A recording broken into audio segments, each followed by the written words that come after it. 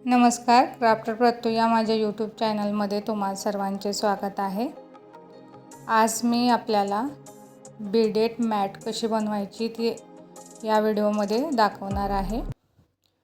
तर अशा पद्धतीनं मी मोत्यांची मॅट बनवलेली आहे। ती कशी बनवायची ती पाहूयात। त्यासाठी मी 6 mm चे व्हाईट मोती घेतलेले आहेत आणि 6 mm चे क्रिस्टल बीड्स घेतलेले आहेत। हे पर्पल कलरचे आहेत। तुम्हाला जो कलर हवा आहे तो कलर तुम्ही घेऊ शकता। तर नायलॉन थ्रेड जी आहे आपली ती 40 CP ची आहे आणि 12 नंबरची सुई घेतलेली आहे।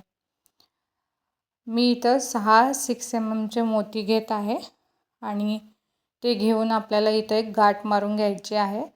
प्रत्येक व्हिडिओमध्ये तुम्ही पाहत असता की मी स्टार्टिंगला गाठ मारून घेतलेली असते वायरला, पण ह्या व्हिडिओमध्ये मी वायरला गाठ मारलेली नाही आहे। जेव्हा आपण बनवायला घेतलेला आहे मॅट तेव्हा अशा पद्धतीने तिथं मी 2-3 वेळा गाठ मारून घेत आहे। तुम्ही कोणतीही पद्धत वापरू शकता। स्टार्टिंगला जर तुम्हाला नॉट बांधून घ्यायची असेल तर स्टार्टिंगला नॉट बांधून घ्या आणि त्याच्यानंतर मग बनवायला चालू करा।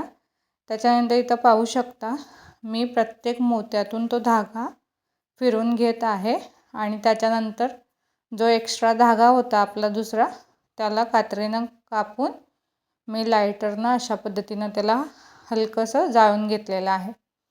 आता आपल्याला काय करायचं आहे, हा जो 6 आपण व्हाईट मोती घेतलेले होते त्याच्या प्रत्येक मोत्यावरती आपल्याला एक छोटं फूल तयार करायचं आहे।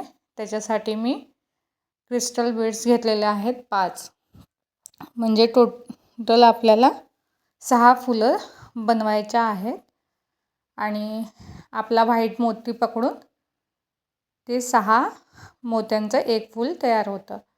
पहिला स्टार्टिंगला फक्त आपल्याला 5 मोती रिक्वायर्ड असतात। त्याच्यानंतर आपल्याला 4 मोती घ्यायचे आहेत आणि प्रत्येक आपण जे फूल बनवतो त्याच्यात 4-4 मोतीची आवश्यकता आहे। बघू शकता आता इथे 4 पर्पल मोती घ्यायचे आहेत आणि प्रत्येक व्हाईट मोत्यावरती आपल्याला छोटं फ्लावर तयार करून घ्यायचं आहे आणि एंडिंगला जे असतं फ्लावर त्याला फक्त 3 मोती लागतात। आता आपल्याला धागा वरच्या साईडला घेऊन जायचा आहे आणि इथं जे सेंटरला 2 मोती आहेत त्याच्यावरती आपल्याला एक छोटं फ्लावर तयार करून घ्यायचं आहे। त्याच्यासाठी मी इथं व्हाईट मोती घेत आहे। आपल्याला 4 मोती घ्यायचे आहेत व्हाईट आणि त्याच्यावरती फूल बनवायचं आहे। तर आपण ते 4 मोती घेतले आणि इथं जे पर्पल 2 मोती आहेत ते पकडून 6 मोत्यांचा फ्लावर तयार झालं। त्याच्यानंतर इथं सेंटरला एकच पर्पल मोती आलेला आहे, तर त्या पर्पल मोत्यावरती आपल्याला फ्लावर तयार करायचा आहे 4 मोत्यांचा। तर इथं बघू शकता ते आत्ता 3 मोती मी घेतले आणि आधीचा 1 मोती आणि पर्पल मोती, म्हणजे इथं 5 मोत्याचं छोटं फ्लावर तयार झालं। 6-5 असं प्रत्येक वेळी आपल्याला करायचं आहे। इथं पाहू शकता इथं 6 मोती आलेत आणि त्याच्यानंतरची जे फ्लावर तयार होईल ते 5 मोत्यांचं होईल, म्हणजे सेंटरचा जो मोती असतो त्याच्यावरती आपल्याला फक्त 5 मोत्याचा फ्लावर तयार करून घ्यायचा आहे। सेम अशाच पद्धतीनं पूर्ण सर्कल बनवून घ्यायचा आहे आणि जे एंडिंगला जो फ्लावर येईल तिथं आपल्याला फक्त 2 मोती लागतात व्हाईट कलरचे आणि तिथं पण 5 मोत्यांचा फ्लावर तयार होतं।